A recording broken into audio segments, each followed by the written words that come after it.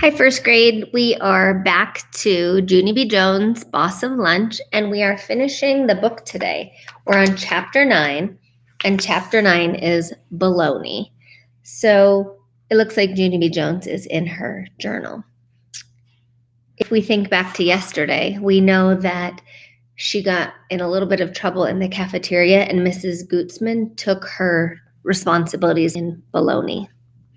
Dear first grade journal, room 1 is still mad at me about Friday. After we went back to the room, Mrs. Gootsman brought bologna sandwiches for the children who didn't eat. They were not a hit. I sat at my desk and I ate out of my new lunchbox. I had a tasty peanut butter and jelly sandwich because brought lunch is way better than bought lunch. And that is not even my fault. Some of the children watched me eat. They made growly faces at me. Today, Herbert is my only friend. Also, Lenny and Jose are being reasonable. I wish Friday never happened. From Junie B., first grader. There's her journal. Oh, look, she even has some edits in there. I peeked my eyes at the clock. It was almost 2:15, just one more hour before I go home. I tried to make the clock go faster with my eyes. It did not actually work that well. Just then, there was a knock on the door. Mr. Scary answered it. Why, hello, he said. Why, hello yourself, said a friendly voice. And guess what? It was Mrs. Gootsman. She walked in the room with 2 boxes in her arms. My heart pounded and pounded to see that woman, because what if she came to scold me? There's the picture. I slumped way down in my seat so she couldn't see me. Mrs. Gootsman even farther. Only too bad for me, because Blabbermouth May pointed at me. Mrs. Gootsman, she hollered. Junie B. Jones is trying to hide from you. She is sliding down in her chair so you can't see her, but I'm keeping track of her movements. After that, I was walking to my desk. I am getting used to that sound. The feet stopped next to my chair. I opened one eye and peeked out. I didn't move any muscles. Because maybe she would still go away, possibly. Junie B., said Mrs. Gootsman again, I brought something for your class. Don't you want to see what it is? I shook my head real fast. No, thank you. I don't want to see it, and so you can be on your way now, please. I opened my other eye and looked at her feet. They kept on standing there. Then all of a sudden, I heard a loud groan, and what do you know? That woman squatted down right next to me. There she is. I was shocked to see her. Mrs. Gootsman, what are you doing down here? Mrs. Gootsman did not look comfortable. Please, Junie B., I need your help, she said. I brought cookies for your class today, but there's no one up here to help me pass them out. Huh. That was not even the truth, of course. Yes, there is, Mrs. Gootsman. There's lots of people up there to help you. Mrs. Gootsman shook her head. No, you don't understand, she said. After that, she reached into her pocket and she pulled out a pair of plastic mitts. I need a real helper, Junie B., she said. If we don't stand up soon, I'm going to fall right on my keister and you'll never get me up. I did a teeny smile because that was a little joke, I believe. Finally, I crawled out from my desk and I helped Mrs. Gootsman stand up. I guess I can help you pass out cookies, I said. But some of these children are still very mad at me, you know. Mrs. Gootsman held my hand. Well, yes, I think maybe I can fix that, she said. After that, me and her walked to the front of the room together, and Mrs. Gootsman showed everyone the cookies. Sugar cookies, shouted the children. Thank you, Mrs. Gootsman, thank you. Mrs. Gootsman put her hand on my shoulder. Don't thank me, class. Junie B. Jones is the one who reminded me to pay you a visit this year. She's the one you need to thank. For a second, no one said anything. Then all of a sudden, Herb hollered, Thank you, Junie B. Jones. And then all the other children hollered, Thank you, too. I grinned real big because those words felt happy in my ears. After that, I hurried back to the sink and I washed my hands. Then I quick put on my mitts and ran back. Mrs. Gootsman gave me a thumbs up. Ready to go, Helper? She said. Ready to go, I said back. And so then both of us passed out all the cookies together, and I did a perfect job. And so here's what I'm thinking. I think that maybe someday I won't be the boss of lunch after all. Maybe someday I will just be the boss of cookies instead. Because boss of cookies is the most delicious job I ever heard of. Plus also, I will get to make all the cookie rules, and I already have thought of rule number 1. I wrote it in my journal so I won't forget it. Rule number 1. The boss of cookies gets to have 4, 5 sugar cookies all to herself. P.S. Only never eat them in front of the children because that would be rude probably.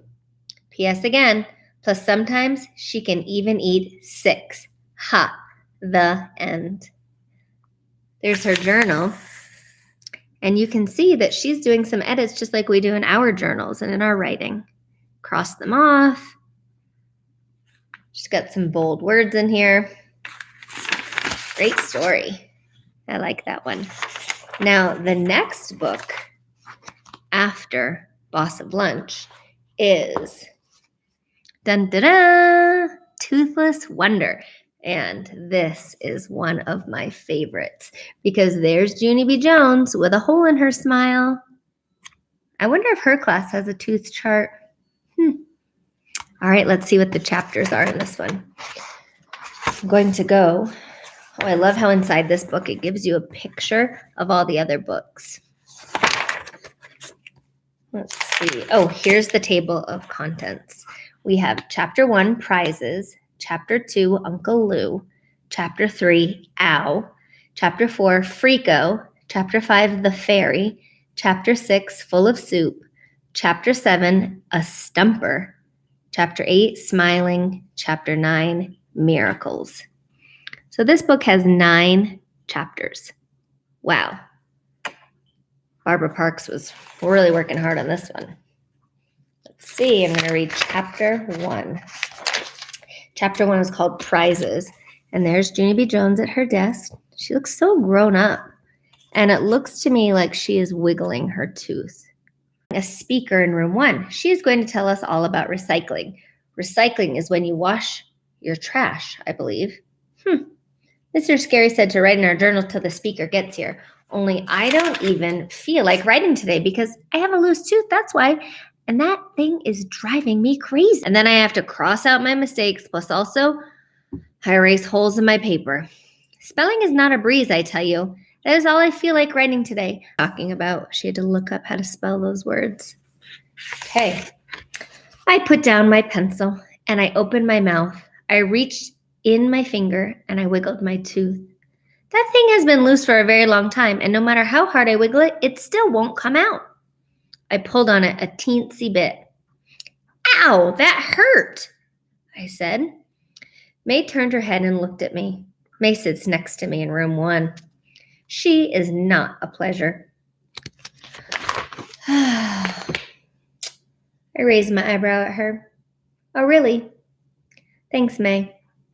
Just then, May's face got puffy and red. All right, so I had to edit some words here, but I think it's not going to make sense if I don't go back and reread it to you. Ow, that hurt, you dumb bunny tooth, I said. May turned her head and looked at me. May sits next to me in room 1. She's not a pleasure.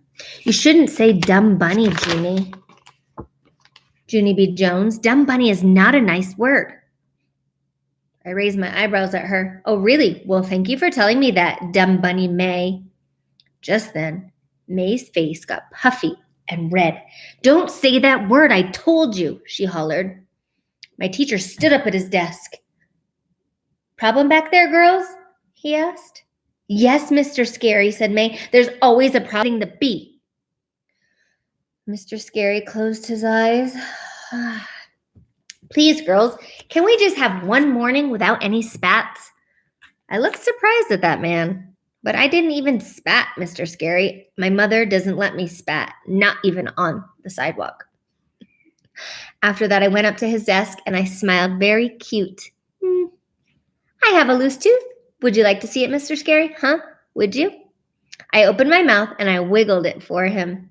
See it? See how loose it is? It's a loosey-goosey, isn't it? I said. He smiled. Wow, it really is loose, Junie B. And it's a top tooth, too. Losing a top tooth is the best. I looked puzzled. It is? How come it's the best, Mr. Scary?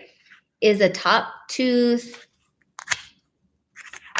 funner than a bottom tooth, do you mean? Because last year I lost a bottom tooth and I didn't actually get a kick out of it. My teacher did a chuckle. But when you lose a top tooth, your smile looks really cute, Junie B, he said. And when your new tooth comes in, you'll start looking like a big kid. He looked around the room. Class, does anyone in here have their big top teeth yet? If so, please raise your... No kidding. No one in our class has lost a top front tooth yet? Huh. He turned around and shook my hand. Well, congratulations, Junie B. Jones. It looks like you're going to be the first person in room 1 with a big top tooth. I felt thrilled. Well, thank you, I said. Then I skipped back to my seat and I sat down real proud. May did a huffy breath at me. Big deal. What's so special about losing a top tooth, she said. Everyone in our home room is going to lose their top teeth, Junie Jones. It's not like you're the only one, you know. Only one, but I am the first one, and the first one is the winner. So there, haha on you. May crossed her arms. Well, if you're the winner, then what's your prize? Huh, Junie Jones? I don't see a prize. Do you? I tapped my fingers, kind of stumped. Then I hurried back to my teacher's desk again, and I patted him on the shoulder. Okay, so here's the thing. The children are wondering where's my prize for being the tooth winner, and so how would you like to handle this situation? Mr. Scary did not answer right away. Finally, well, the truth is, there aren't any prizes, he said. I wasn't exactly running a contest, you know. Yes, I know, I said, but I bet you could still come up with a little something to make me happy. I pointed at his desk drawer. I bet there's probably something in there, probably. Teachers always have good stuff in their desk drawers, right? And so why don't we take a little look-see?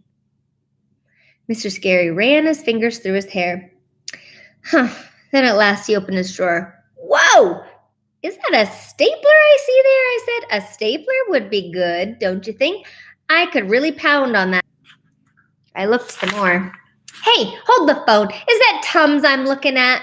I leaned closer. Yes, it is Tums, Mr. Scary. You've got Tums just like my Grandpa Miller. And so I bet you suffer from gas and bloating. Am I correct? Mr. Scary quick closed his drawer. Then he went to the supply closet and he got out a piece of shiny silver paper and he scribbled a star. He cut it out and he pinned it on my shirt. There. That's your prize for your tooth, okay? You get to wear a shiny star for being the winner. Now please go back to your seat. I looked down at my star. I don't actually think this is your best work, I said kind of quiet. There's Junie B and her star on her shirt. And there's May. May looks a little bit upset. Mr. Scary pointed to my desk. Well, what do you know? A prize, I said. May did a mad breath and quick turned away. I looked down at my star again. This time, chapter 2. This one's for tomorrow. Chapter 2 is called Uncle Lou. Oh, and it looks like here's some recycling. It says recycling.